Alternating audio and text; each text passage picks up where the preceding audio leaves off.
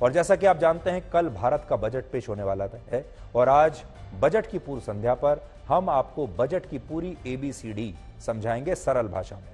आप में से बहुत सारे लोग बजट से वैसे ही घबराते होंगे जैसे स्कूल में गणित के सवालों से घबराते थे, लेकिन क्या आप जानते हैं कि देश का बजट भी लगभग वैसा ही होता है जैसा आपके घर का बजट होता है, और घर का सबसे अच्छा बजट बनाती हैं महिलाएं। इसलिए आज आपके परिवार को एक साथ बैठकर सरल भाषा में अपने देश के बजट को भी समझना चाहिए, ठीक वैसे ही जैसे आप अपने घर के बजट को बनाते हैं। भारत में आम बजट को यूनियन बजट या केंद्रीय बजट कहते हैं, लेकिन हमारे देश में बजट का मतलब सिर्फ बजट नहीं है, बल्कि हमारे देश में बजट के भी कई मतलब होते हैं, कई प्रकार हैं।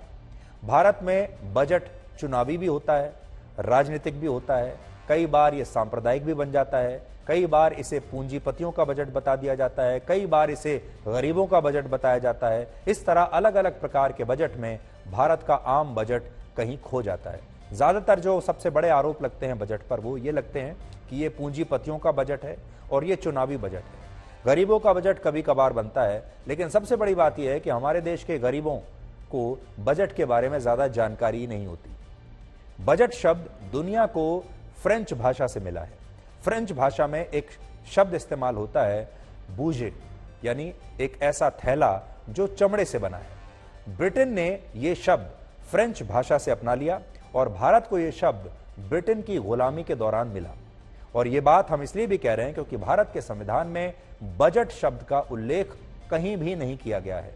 हमारे संविधान का अनुच्छेद 112 कहता है कि भारत सरकार हर साल संसद में देश का वित्तीय विवरण पेश करेगी। तो हमारे संविधान में इसे वित्तीय विवरण कहा गया है, लेकिन आम बोलचाल की भाषा में आज भी लोग इसे बजट ही कहते हैं और बजट के नाम से ही इसे समझते हैं।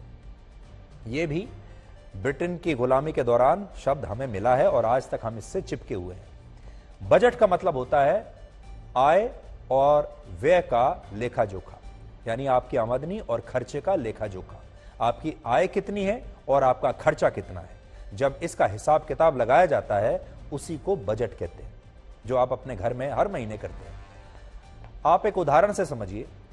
मान लीजिए कि 4 लोगों का एक परिवार है जिसकी मासिक आय है 20,000 रुपए, और इस 20,000 रुपए में इस परिवार को अपने घर का राशन और खाने पीने का सामान खरीदना है, बिजली पानी का बिल भरना है, अपने 2 व्हीलर में पूरे महीने का पेट्रोल डलवाना है, बच्चों की स्कूल फीस भरनी है और इसके अलावा दूसरे तमाम खर्चे करने हैं। और ये सब कुछ उतने ही पैसों में ही करना है जितनी उसकी आमदनी है, यानी 20,000 रुपए महीना। 20,000 रुपए महीने में आपको पूरे महीना घर चलाने का मतलब है कि अपने बजट के अंदर घर को चलाना। अब अगर यह परिवार महीने में 20,000 रुपए कमाता है और सारे खर्चे करने के बाद भी किसी तरह से 5,000 रुपए हर महीने बचा भी लेता है, तो उसका यह बजट बहुत अच्छा या शानदार बजट कहलाएगा। इससे अच्छा क्या हो सकता है कि आपकी आमदनी है 20,000 और आप 15,000 में घर चला रहे हैं, 5,000 बचा भी लिए।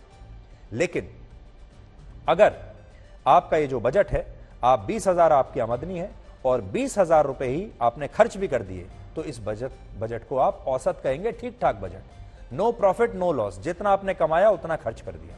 लेकिन अगर खर्चे आपकी आमदनी से ज्यादा होने लगे तो यह बजट खराब बजट माना जाएगा। और बजट की कहानी सिर्फ इतनी सी ही है।